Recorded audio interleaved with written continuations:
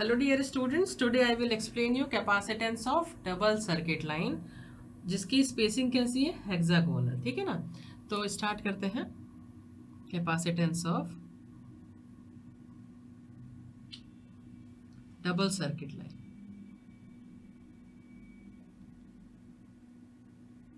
Double circuit line for hexagonal spacing.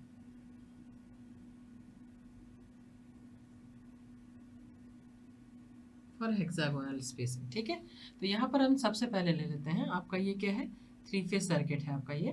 सो यहाँ पर हम सबसे पहले डायग्राम ड्रॉ कर लेते हैं कि हेक्सागोनल स्पेसिंग के केस में क्या होगा।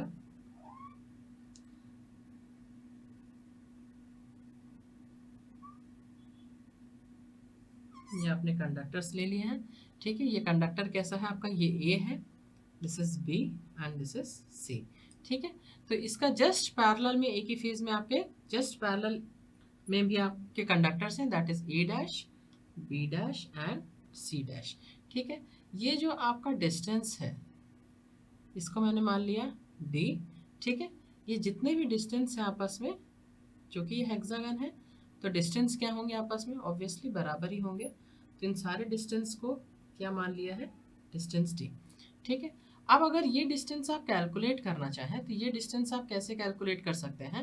आपका ये जो डिस्टेंस होगा ये आप सिंपली आप पाइथागोरस थ्योरम से या किसी भी अगर और कोई मेथड आपको मालूम है तो you can calculate, you know in hexagon this is denoted by 2d, ठीक है। तो अगर आप ये डिस्टेंस निकालना चाहते हैं तो you can use the Pythagoras theorem and you can simply calculate the value of this distance. तो ये जो डिस्टेंस आपकी आ रही है मैं यहाँ पे मेंशन कर देती हूँ, this is 3d, root of 3d, ठीक है।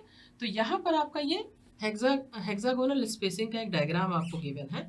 यहाँ पर आपको क्या निकालना है कि आपको पोटेंशियल फाइंड आउट करना है सबसे पहले। After that you will calculate the value of capacitance.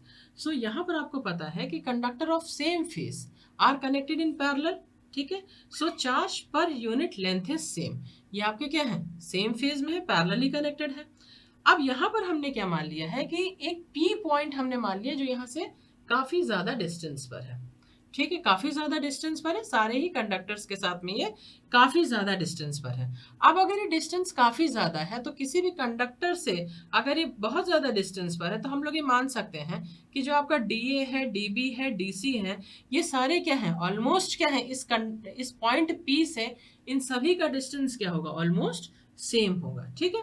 और जो पोटेंशियल होगा इसमें, चूंकि ये काफी ज्यादा डिस्टेंस पर है ये पॉइंट, तो यहाँ पर जो आपका चार्ज होगा या फिर यहाँ पर जो पोटेंशियल होगा, यहाँ पर जो पोटेंशियल की वैल्यू होगी दैट इज ऑलमोस्ट 0, ठीक है। तो यहाँ पर हमें सबसे पहले क्या फाइंड आउट करना है, potential of conductor A with respect two point P, ठीक है।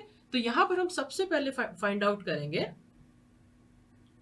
Potential of conductor A, potential of conductor A, ठीक है।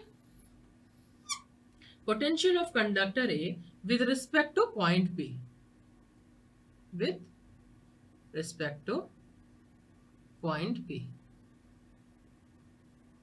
पॉइंट पी के रिस्पेक्ट में हम क्या कैलकुलेट करेंगे, कंडक्टर ए का पोटेंशियल निकालेंगे। साथ ही साथ इसके साथ ही साथ हम क्या निकालेंगे कि अब ये जो हम पोटेंशियल निकाल रहे हैं वो कुछ चार्जेस होंगे कंडक्टर में, इसके खुद का कोई चार्ज होगा और किसकी किसकी वजह से चार्ज हो सकते हैं, बी के कारण, सी के कारण, ए डैश, बी डैश और सी डैश, इन सभी का जो चार्जेस के कारण जो भी पोटेंशियल डेवलप होगा वो हम कंडक्टर ए में हम निकालेंगे, ठीक है ना। जो भी इसके सराउंडिंग्स में जितने भी कंडक्टर दिए हैं देयर आर सम चार्जेस, उन सभी चार्जेस के कारण जो भी पोटेंशियल आएगा कंडक्टर ए में हमें उसको फाइंड आउट करना है, ठीक है।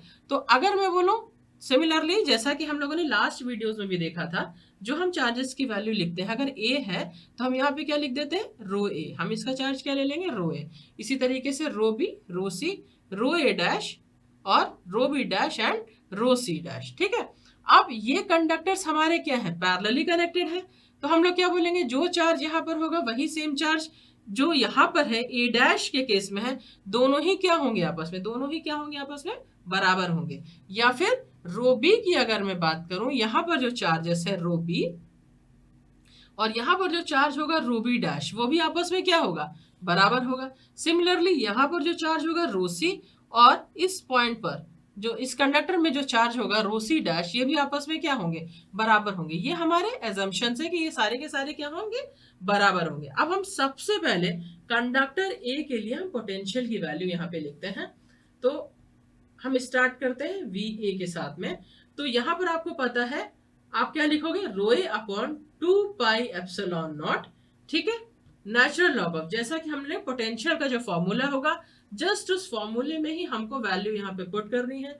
आप इसका सबसे पहले वाला वीडियो जहाँ पे मैंने आपको capacitance single phase transmission line का बताया है, वहां पर पोटेंशियल कैलकुलेट करना बताया है, पोटेंशियल की क्या वैल्यू होगी, आप उस वीडियो को पहले देख सकते हैं, ठीक है।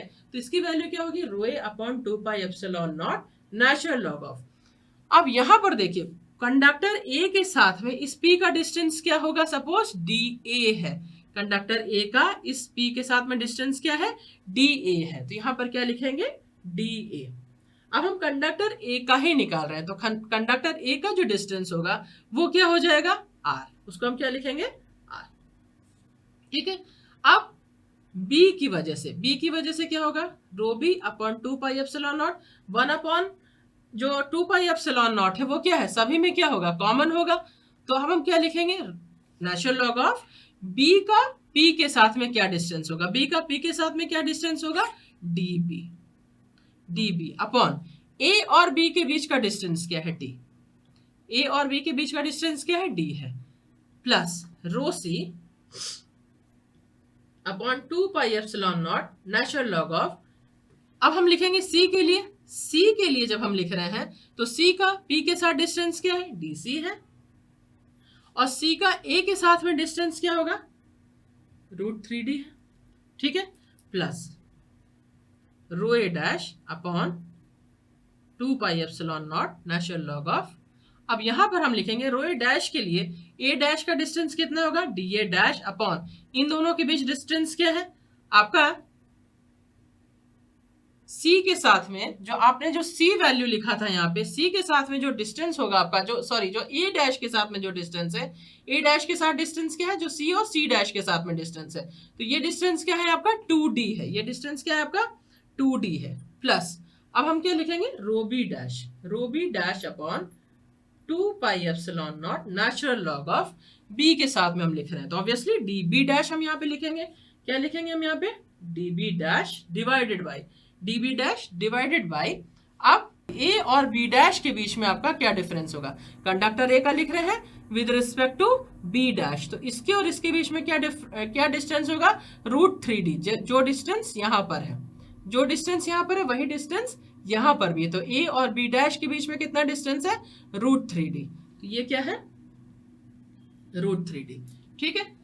अब हम लिखेंगे rho C dash divided by 2 pi epsilon naught, rho C dash divided by 2 pi epsilon naught, ये क्या हो जाएगा, सी के साथ में कितना डिस्टेंस हो जाएगा पी का, सी डैश के साथ में डी सी डैश अपॉन, और सी के साथ में ए का क्या डिस्टेंस है, डी, हमने यहाँ पे क्या लिख दिया, डी, ठीक है।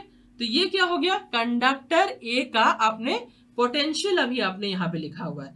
दूसरा assumption मैंने यहाँ पे आपको क्या बोला था कि रो ए की वैल्यू रो ए डैश के बराबर होगी, रो बी की वैल्यू रो बी डैश के बराबर होगी, और रो सी की वैल्यू रो सी डैश के बराबर होगी, ठीक है ना, ठीक है। तो अब यहां पर अगर हम वैल्यूज पुट करें, अब अगर हम इस रो ए को और रो ए डैश को अगर हम बराबर कर दें, ठीक है, तो ये दोनों टर्म यहां से क्या है, बाहर आ जाएंगे, और इन दोनों को हम ब्रैकेट के अंदर लिखेंगे, ठीक है। तो अब हम यहाँ पे क्या लिखें, V A is equals to 1 upon 2 pi epsilon naught, ये क्या आ जाएगा, रो ए कॉमन आ गया, अंदर क्या बचेगा, रो ए और रो ए डैश को हमें क्या लिखना है, बराबर लिखना है, एक ये वाला टर्म और एक ये वाला टर्म, आप देखिए तो यहाँ पर क्या है, natural log of D A by R, तो हम लिख लें यहाँ पे natural log of D A by R plus natural log of, यहाँ पर आपको क्या लिखना है, D A by D A dash by two D, D A dash by two D plus rho B के लिए लिखेंगे। रो बी के जब आप लिखेंगे तो ये आपका ये रो बी है और ये रो बी डैश है, तो आप यहाँ पे क्या लिखेंगे, rho B natural log of D B by D, D B by D plus natural log of ये क्या हो जाएगा, D B dash upon root three D, D B dash upon root three D plus rho C natural log of, अब rho C के terms में हम ये वाला टर्म लिखेंगे और एक ये वाला टर्म लिखेंगे, तो D C upon root three D, D C upon root three D plus natural log of D C dash upon D, D C dash upon D. तो ये चीज हो गई आपकी जब आपने कॉमन लिया। अब यहाँ पर मैंने आपसे क्या कहा कि जो आपका यहाँ पर आप देखिए, जब आप इसको ब्रेक करेंगे डी ए डैश और आपका न्यूमरेटर और डिनोमिनेटर को जब आप सेपरेट करके लिखेंगे तो सभी के न्यूमरेटर्स को हम पहले एक साथ लिख लेते हैं, तो ये क्या हो जाएगा आपका 1/2 पाई एप्सिलॉन नॉट, ठीक है। ये आपका क्या हो जाएगा रो ए। अब मैंने इसको अलग अलग में अगर कर लूं टर्म्स को, तो ये यहाँ पे क्या हो जाएगा नेचुरल लॉग ऑफ, इसको हम क्या लिख सकते हैं डी ए डैश, ठीक है। इसी तरीके से अगर मैं रो बी के साथ लिखूं तो रो बी के साथ जब हम लिखेंगे तो क्या हो जाएगा D B dash, D B dash plus rho C के साथ में लिखूं तो क्या हो जाएगा D C dash, D C dash, ठीक है। प्लस अब हम डिनोमिनेटर्स को लिख लें तो ये क्या हो जाएगा rho A natural log of 1/2 D R, 2 D R plus rho B natural log of root 3d square, ठीक है ना। तो ये क्या हो जाएगा 1/√3d स्क्वायर, ठीक है। प्लस रूसी के साथ में अगर मैं लिखूं तो क्या हो जाएगा रूसी नेचुरल लॉग ऑफ ये क्या हो जाएगा √3d स्क्वायर, 1/√3d स्क्वायर, ठीक है। तो अब आप यहाँ पर देखिए कि ये जो टर्म्स हैं आपकी, ये टर्म्स अगर मैं बाहर ले लूँ, मैंने क्या आपको क्या कहा कि डी ए डैश या डी बी डैश या डी सी डैश के आपस में इक्विवेलेंट है और ये सारे के सारे बहुत ज़्यादा डिस्टेंस पर हैं और ये सारे के सारे क्या हैं बराबर हैं। अब अगर ये सारे के सारे बराबर हैं तो हम लोग यहाँ पे क्या लिख सकते हैं, अगर हमने इन टर्म्स को बाहर कर लिया तो अंदर क्या बचेगा हमारा rho A plus rho B plus rho C, ये टर्म हमारा क्या हो जाएगा जीरो हो जाएगा, ये टर्म हमारा क्या हो जाएगा जीरो हो जाएगा। हमारा टर्म क्या बचेगा यहाँ से बचेगा, आप देखिए यहां से बचेगा, यहां से लेके ये वाला टर्म आपका बचेगा, ठीक है। ये वाला टर्म आपका बच जाएगा यहाँ पे। अब यहां पर भी आप एक चीज देखिए कि ये दोनों टर्म यहां पर क्या है कॉमन है, तो आप इसको जब आप बाहर निकालेंगे 1/√3d स्क्वायर को जब आप बाहर ले लेंगे तो अंदर क्या बचेगा रो बी प्लस रो सी। और मैंने आपको क्या बताया कि आपका अगर मैं यहाँ पर ये एजम्पशंस मैंने यहाँ पे लिए थे कि rho A plus rho B plus rho C is equal to क्या है जीरो है, तो रो बी प्लस रो सी की वैल्यू हम क्या लिख लेंगे माइनस ऑफ रो ए लिख लेंगे, ठीक है। और ये सारे डिस्टेंस मैंने आपको इनिशियली क्या बताए थे कि सारे डिस्टेंस काफी ज्यादा पी बहुत ज्यादा डिस्टेंस पर है और ये सारे डिस्टेंस ऑलमोस्ट क्या है बराबर है। और जब ये कंडीशन होगा हमारा तो अंदर क्या बचेगा rho A plus rho B plus rho C, जिसकी वैल्यू क्या हो जाएगी हमारी जीरो हम पुट कर देंगे, ठीक है। तो ये टर्म हमारा हो जाएगा 1/2 पाई एप्सिलॉन नॉट, क्लियर।